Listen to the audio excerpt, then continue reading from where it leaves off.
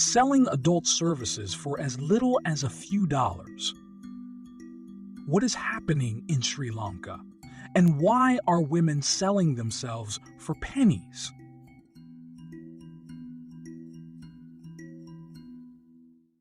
To understand this, we must look at the dramatic shift that happened recently in the country.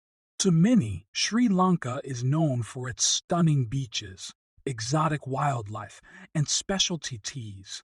But despite its promising future, 2019 was when Sri Lanka took a turn for the worst.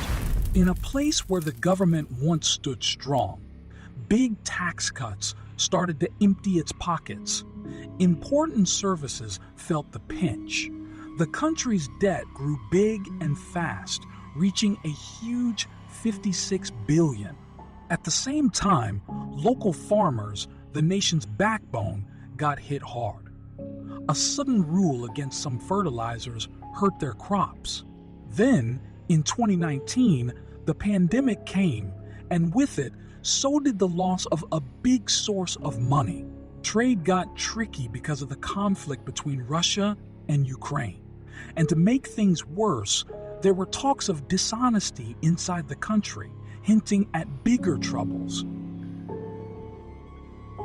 History has taught us time and again that it is those at the bottom that suffer the most, and suffer they did. Access to basic resources is scarce, and in this situation, people don't plan for the future. It's not about saving, using time wisely, or considering options. It's about the immediate results. The money that workers make from working in the clothing factory or working in the tea fields just doesn't cut it anymore. Staggering inflation has caused their income to be worthless.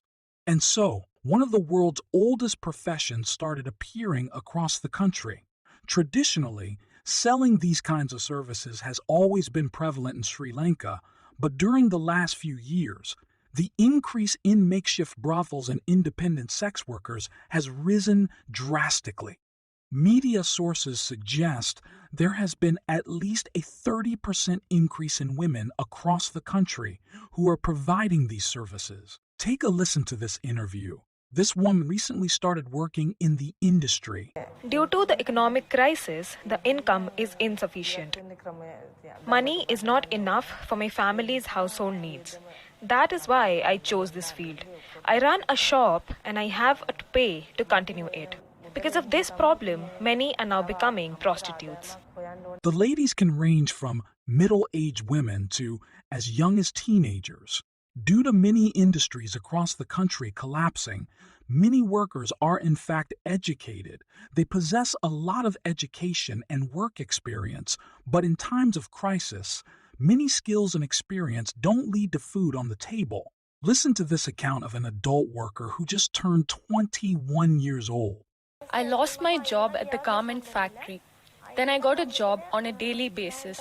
Sometimes, when there was less manpower, I used to hoe and work, but I didn't get money as I didn't get it on a regular basis, and it was too less to take care of my expenses. Then a spa owner approached me and I decided to work as a sex worker because of the current crisis. My mind refused to accept the offer, but I desperately needed money for my family. For workers, this is a very dangerous job. Many ladies have opened up about the harassment and abuse they suffer, some of which is even from the local law enforcement. Public sexual services, such as owning a brothel in Sri Lanka, are technically illegal, so a lot of issues never see the light of day. A report from the Telegraph spoke about how some workers must have sex with the policeman as a form of a bribe to make sure the officers don't turn in the brothel. A lot of these services fly under the radar as they operate as massage parlors, spas, and even wellness centers. According to a 20-year-old worker, her facility still attracts around 10 customers daily, usually men from the country's upper class. Recently, we had a famous member of the mafia in Colombo, and I could see all his bullet wounds. I have had doctors, lawyers, and even monks. There is this one guy, He is an old professor, and he can barely walk, but every time he comes, he pays to spend time with all the girls at once. A shocking lifestyle.